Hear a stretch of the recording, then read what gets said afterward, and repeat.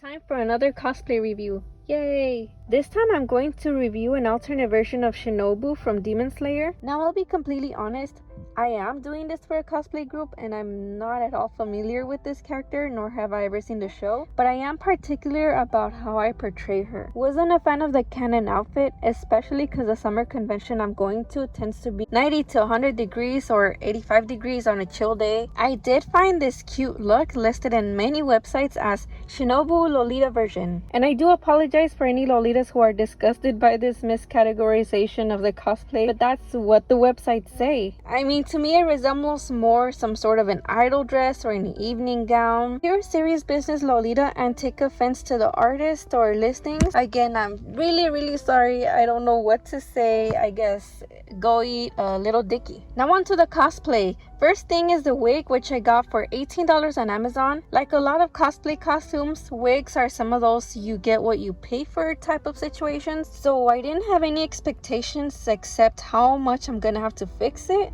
It did surprisingly come with the butterfly decoration, but it's made out of paper, so it's prone to bending permanently out of shape. I'd say if you really love this character, you might want to get a more durable one. Personally, if the cosplay hadn't already come with its own butterfly decoration clip, I'd just wear this one and call it a day. Here's the wig, which is a different wig from the product image, because of course it is. It's not as incredibly shiny as I thought it would be, like the Party City ones that shine like 1,000 suns. It's very long. As you can see, this bun is quite thick.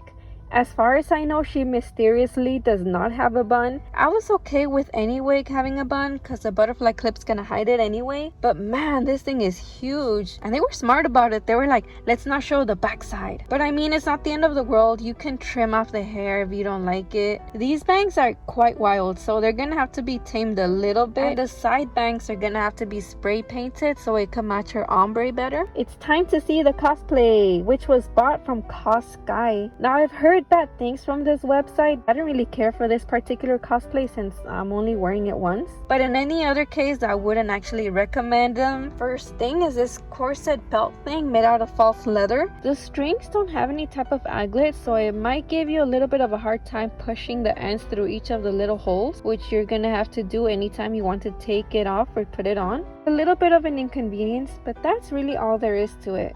Next is the butterfly hair clip, which has these purple chiffon ribbons. The film lining is a little bit wrinkled in the middle over here, but still better than the paper one, no? Mind you, this clip did fall off as I was putting it away.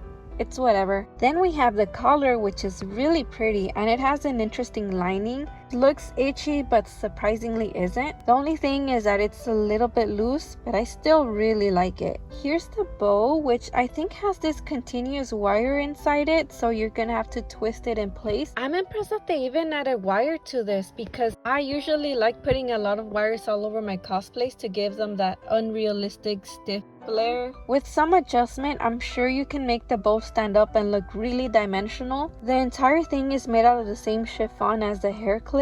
I did discover a small piece of thread doing a little bit of an oopsie here, but it is what it is. I'm really excited to spray this whole thing with fabric glitter and make it a little bit sparkly like it looks in the drawing. Moment of truth. Here's the dress. It's made out of silk, which in other situations for a cosplay would be a big turnoff, but for this dress it makes a lot of sense. It gives it that sort of party type vibe. The straps are made out of a thinner false leather, which is a nice touch. Love that it has 2 layers. I was not expecting them to be separate pieces, to be honest. And it's surprisingly not wrinkled, like damn.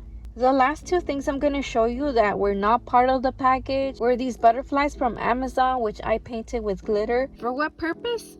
You'll see. And these gloves, which are work in progress, just to give it a little personal touch. Here's the final look. The dress is a lot longer than I anticipated. It goes over my calves and that's amazing. I put this petticoat under it to give it more volume. I've made some straps and clipped the butterflies onto them to recreate a shoe that was inspired by the Winx Club heels, but the actual heels that I'll be attaching them to are still on the way. The wig looks incredibly goofy on me without the styling. I've never worn a wig that has this hairline with the forehead exposed, so I was a bit nervous going into it. I was originally gonna be the main little kid of the series, but then I started looking at all these short wigs with the similar hairline, and I was like, there's no way I'm gonna pull that off. Not with my long hair, that's just not gonna happen. Thank you for watching this review. Again, just be cautious with CosSky and with your wig choice. I personally found it passable because it was cheap. I don't know the character, and it's for a limited use. Anyway, good luck and have a good day. Yeah, I don't know.